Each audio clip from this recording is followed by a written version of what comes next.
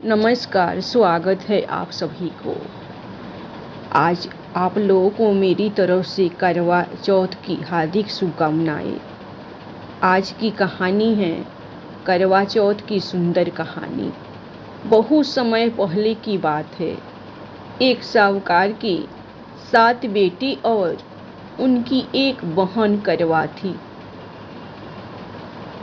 सभी 7 भाई अपनी बहन से बहुत प्यार करते थे, यहाँ तक कि वे पहले उसे खाना खिलाते और बाद में स्वयं खाते थे।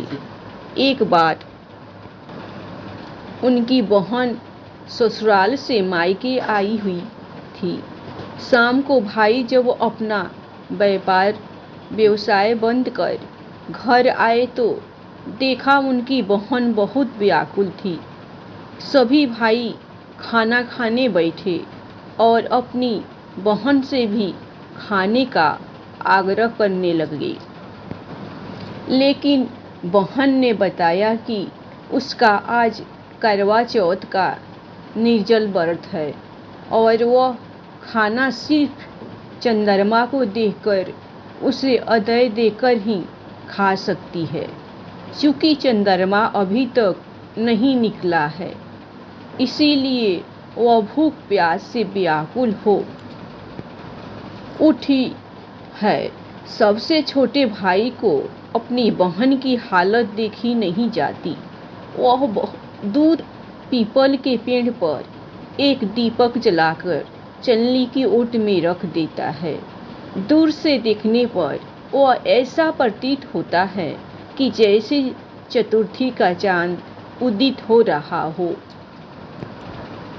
इसके बाद भाई अपनी बहन को बताता है कि चांद निकल आया है, तुम उसे अदय देने के बाद भोजन कर सकती हो।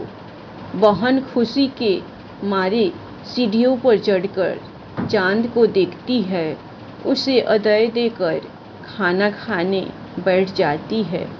वह पहला टुकड़ा मुंह में डालती है तो उसे छींक आ जाती है। दूसरा टुकड़ा डालती है तो उसमें बाल निकल आता है और जैसे ही तीसरा टुकड़ा मुंह में डालने की कोशिश करती है तो उसके पति की मृत्यु का समाचार उसे मिलता है। वह बौखला जाती है। उसकी भाभी उसे सच्चाई से अवगत कराती है कि उसके साथ ऐसा क्यों हुआ। करवा चौथ का व्रत गलत तरीके से करने के कारण देवता उससे नाराज हो गए हैं और उन्होंने ऐसा किया है। सच्चाई जानने के बाद करवा निश्चय करती है कि वह अपने पति का अंतिम संस्कार नहीं होने देगी और अपने सतीत्व से उन्हें पुनः जीवन दिलाकर रहेगी। वह पूरे 1 साल तक अपने पति के शव के पास बैठी रहती है, उसकी देखभाल करती है। उसके ऊपर उगने वाली सुईनुमा घास को वह एकत्रित करती जाती है। 1 साल बाद फिर करवा चौथ का दिन आता है। उसकी सभी भाभियाँ करवा चौथ का व्रत रखती है। जब भाभियाँ उससे आशीर्वाद लेने आती हैं तो वह प्रत्येक भाभी से एवं सुई ले लो, प्रिय सुई दे दो, मुझे भी अपनी जैसी सुहागिन बना दो, ऐसा आग्रह करती है। लेकिन हर बार भाभी उसे अगली भाभी से आग्रह करने का कह चली जाती है। इस प्रकार जब 6ठे नंबर की भाभी आती है तो करवा उससे भी यही बात दोहराती है। यह भाभी उसे बताती है कि चूंकि सबसे छोटे भाई की वजह से उसका व्रत टूटा था, अतः उसकी पत्नी में ही शक्ति है कि वह तुम्हारे पति को दोबारा जीवित कर सकती है। इसीलिए जब वह आए तो तुम उसे पकड़ लेना और जब तक वह तुम्हारे पति को जिंदा न कर दे उसे नहीं छोड़ना। ऐसा कहकर वह चली जाती है। सबसे अंत में छोटी भाभी आती है। करवा उनसे भी सुहागिन बनने का आग्रह करती है, लेकिन वह टाल मटोली करने लगती है।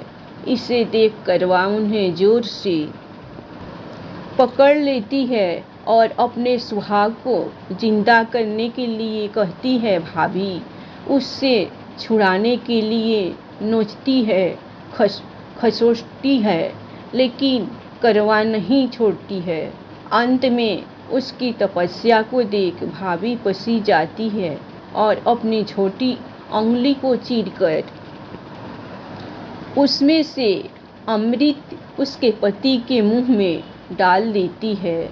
करवा का पति तुरंत श्री गणेश कहता हुआ उठ बैठता है। इस प्रकार प्रभु कृपा से उसकी छोटी भाभी के माध्यम से करवा को अपना सुहाग वापस मिल जाता है। हे श्री गणेश, माँ गौरी जिस प्रकार करवा को चिर सुहागन का वरदान आपसे मिला है, वैसा ही सब सुहागिनों को मिले। धन्यवाद।